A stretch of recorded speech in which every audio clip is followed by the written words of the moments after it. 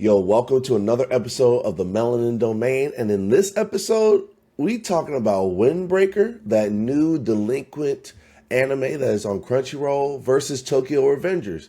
We're just comparing the two. Who's got the hands, who's got the character development, and who's got the storyline.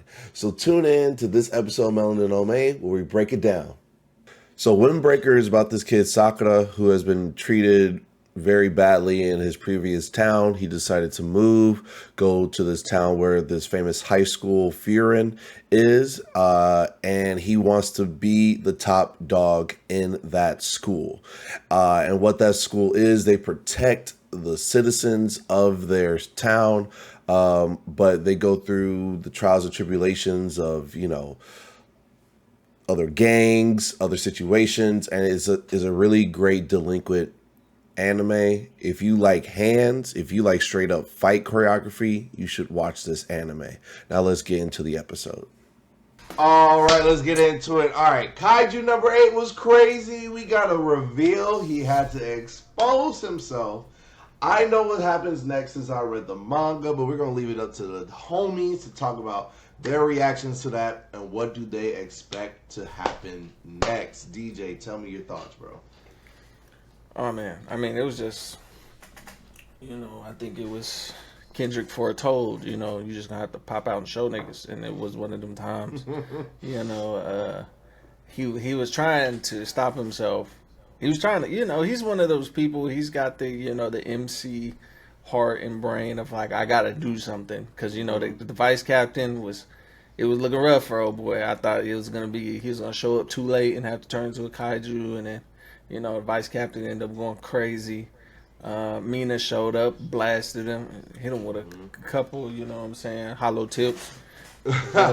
And then that big ass kaiju bomb in the sky. And I'm like, what is gonna happen here? Like, they're gonna have something that they're gonna put like a big ass dome around the city or something, like some kaiju dome that they've, since they have the armor, maybe they had like a shield. And then it's funny because my brain was processing something other than what my eyes was processing. Cause so Kafka takes off running, and then my brain is like, damn, that nigga's fast. But my eyes wasn't really perceiving it that way. Like, oh man, I'm like, damn, he's going out there. But then, the vice captain was like, that ain't 1% combat power. This nigga be moving that fast. And I was like, no way. And he jumped out and started wilding out. Mina's like, oh my god. Everybody else is like, it's funny because everybody else on the squad is like, what the fuck? And then the two people that know are like, shit. Yo, they're like, damn. And like, damn. And then he pops out and he's like, I'm not gonna be the only one trying to save his own skin.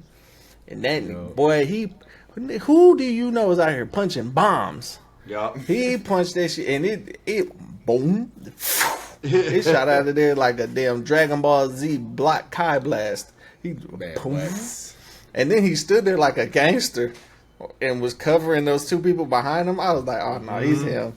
He's him. And then what are y'all going? And then she going, we gotta lock you up, bitch. If you don't go somewhere, bro. But yeah, bro, it was one of them episodes. I've literally watched that part like 5 times since it happened. So that's my opinion. Sorry about that. No, you good. All right, Jug. What about you, bro? Man, bro, on the same vein, bro, I was like, man, when this dude, I was like, they building up to something. I was like, he's gonna have to show himself, cause the vice captain's only with the small ones. He can't really get with the large ones. So as soon as he went large, I was like, uh-oh, it's over for our vice captain. Pause. It's over for him. He got kicked, bro got kicked twice through like 3 buildings on some Dragon Ball Z shit. Kicked through buildings, just had went through a whole flashback. His life flashed before his eyes, like he was like, oh my god, I think I'm gonna die. But he's like, if I'm gonna die, I'm going out with a bang. He started pulling out all his techniques. He don't care. He's like, I'm gonna make something happen. I got these blades. My father said I ain't gonna be nothing because I can't use no guns or nothing like that. But he said, man, I'm in this thing. I'm gonna be hey, cutting people up like sushi rolls, baby. And he tried his hardest. She came through with the axe. Boom! Blew the leg out.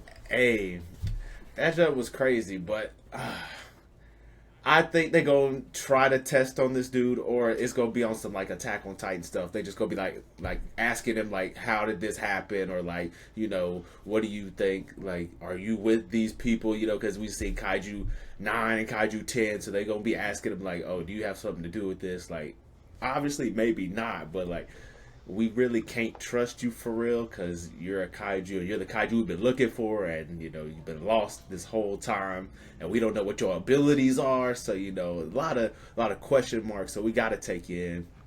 But I mean, I think it's gonna be like they just gonna ask him, but then they gonna be like, oh, we gonna watch you if you mess up. You know, you gonna die. We gonna kill you on the spot. But if not, as long as you cool in, we just gonna take you along for the ride, and you know use you as a weapon, secret weapon, you know. So I mean, Yeah, Vice Captain should come through for him. yeah, man. Like, yo, that was a crazy moment reading it. Like, I didn't expect that to happen. Like, yesterday, like I was talking to Davey about it. He was like, "Yeah, I thought that was gonna be," or one of y'all. It was like I was expecting that to be like end of season, like yada yada. But we had episode 10, and we got like 2 more episodes. So I'm pretty sure I know how the season's going to end, but it's going to be crazy. We're going to get a brand new character next episode, one that's very important and pivotal to the entire story. So it's going to be fired. Make sure you tune into those last 2 episodes. But let's go on and talk about Windbreaker. So Davey put us on this. It's one of the top watched animes right now on Crunchyroll. Jug just kind of caught up. He's on episode 8. I just finished episode 10 last week. I think there's 11 or 12 episodes out right now. It's crazy. It is Attack on Titan, but on cocaine. Okay? Yeah. Shit pops off first episode. I mean, granted, first episode of Tokyo Revengers, they also go off. Like, chick died that he had a crush on. He gets pushed into a freaking train, but he then travels through time. So like shit pops off already. But it doesn't pop off with the hands. Windbreaker pops off with the hands. So what we're gonna do, we're gonna have an open discussion about, we're gonna compare the two, since they're both delinquent type high school animes. Which one takes the win with the hands, which one has the win with the plot line, and which one has the win for the characters. Now, I've read all of Tokyo Revengers, so I'm just gonna stick to what is animated right now with the characters, and with the plot. So, what do y'all think is a win for each category? I'm gonna start off with Jug for hands, for plot line, and characters. Like I said, so I haven't watched much of Tokyo Revengers, but I do know the main character be getting his ass whooped. Like, oh my god, that first season, this dude just get whooped over and over again, but he just gonna keep coming back like Naruto, bro. So I mean, with hands category, I definitely got to give it to Windbreaker, bro. Our MC is throwing straight hands with the vice captain of, you know, a known group that's been, you know, set for who knows how long at this point, you know, like a few years, I guess, you know, probably juniors or something. So, you know, been set for a little minute. So, hands department, Windbreaker, got to take it.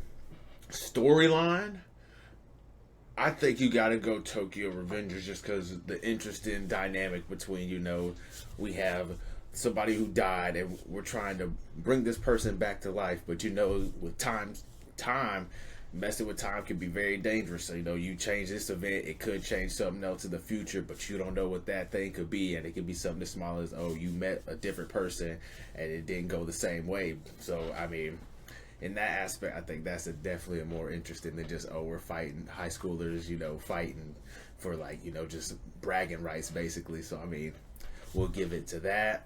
And then, last but not least, characters. See, I don't really know the characters, so like.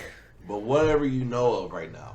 Yeah, what I know of, that last Windbreaker episode I watched, like I said, episode 8 got me, where we're flashing back between the vice captain of the Shizutori, you know, Joe Tokagame, bro. We're just going back, and you know, it looks like from the beginning, episode 3, you know, this dude is just somebody that just beats up on people, but it's really the captain of the, you know, of the squad that's just like, I want to beat up any and everybody. If you're not, you know, you don't want to be here, get out. But he said, I'm going to take that fall because he has that, you know, other aspect. So he's like a split personality. He got the happy side and like this really, really dark side that just comes out anytime we talking about battles. So like, I give it to them for that aspect of it, you know, and the camaraderie we see between the Bofurian members gives us a nice little Philly feel, warm Philly feel, you know what I'm saying? Bet. So, just to recap, you said for the hands, it's Windbreaker. For the plot line, it's Tokyo Revengers. And for the characters, you're also giving it to Windbreaker. Yeah. All right, bet. All right, let's go to Davey. What are your thoughts, my dude?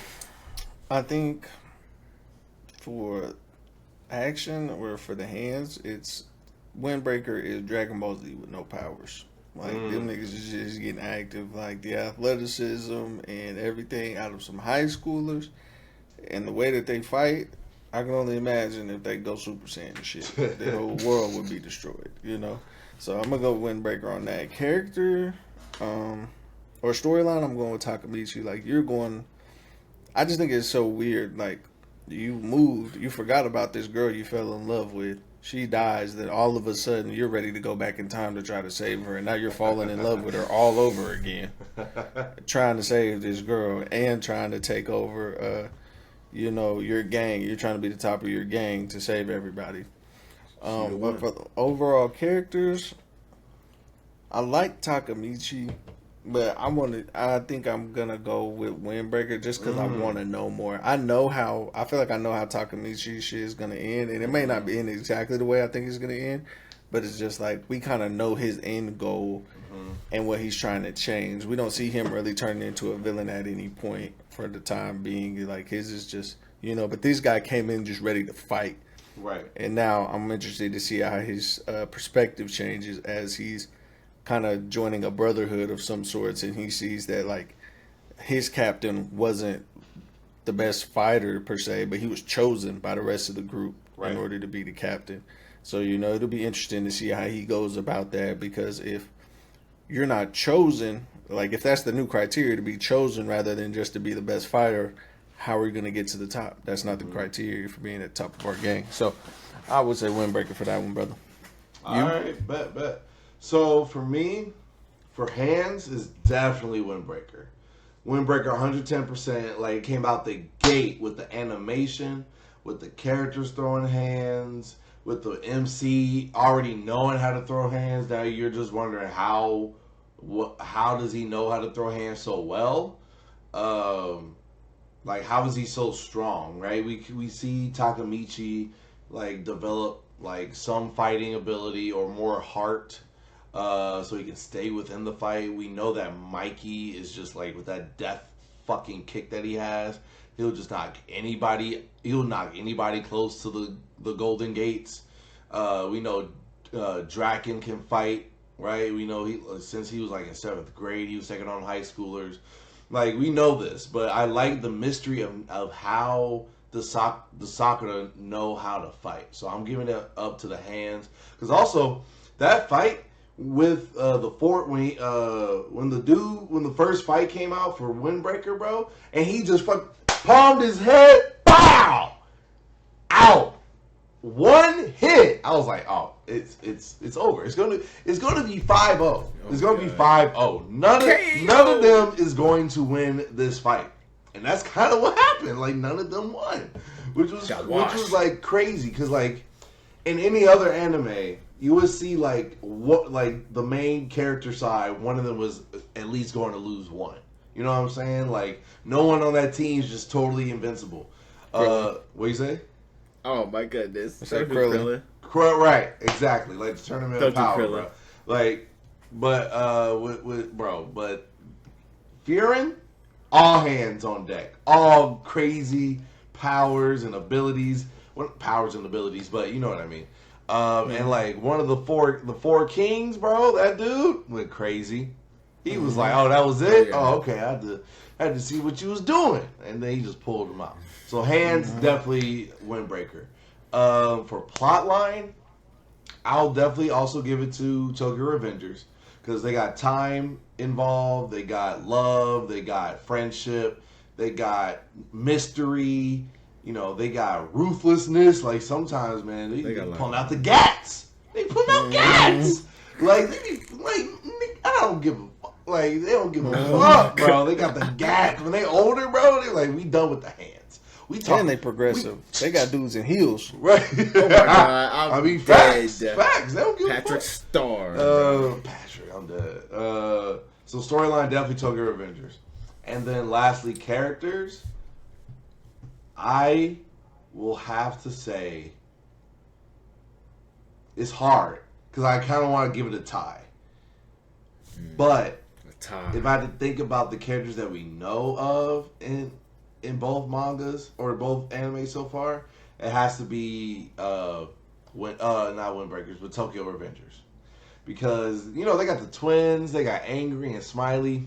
That, to me, that's one of the funniest duos in like anime right now, bro. Draken, who's a fan favorite. Like, niggas will die for Draken. Mikey, just like, there's no need for me to say anything else. Mikey's brother, if you know his storyline, crazy. Shifu, what's his name? Both the earring. Shifuyu? Yeah, I think it's Shifuyu, yeah. Shifuyu. Yeah, Shifuyu, thank you. Like, he's a ride or die, like, and like, there's some people like that want to be fashion designers. There's people that want to be like, you know, people want to make their own bikes, and like, people want to be like all leaders of a restaurant business. Like, there's so many, or real estate, whatever the case may be. Like, these characters in Tokyo Revengers have so much more depth other than like, we are just fighting for our team, right? So that's my take. So hands goes to Windbreakers, storyline goes to Tokyo Revengers, and also character goes to Tokyo Revengers. But we're just in the tip of the iceberg for Windbreakers. So we're probably gonna expect a lot more. And I don't know, bro. I don't know why, but in Windbreaker or any anime where their first name or last name, whatever, is American, when they say that shit, it is so tough. That nigga's like some Joe. I was like, oh, this blah blah blah. Joe is like that. I don't care what. But he said that, I got chills. I was like, any dude with an American first name or whatever it is, first last, is tough. And when he said that line, Joe, I said, oh no, crazy. Oh no, he finna catch these hands. All right, man, but that's our episode of the Melanin Domain. We appreciate y'all checking in.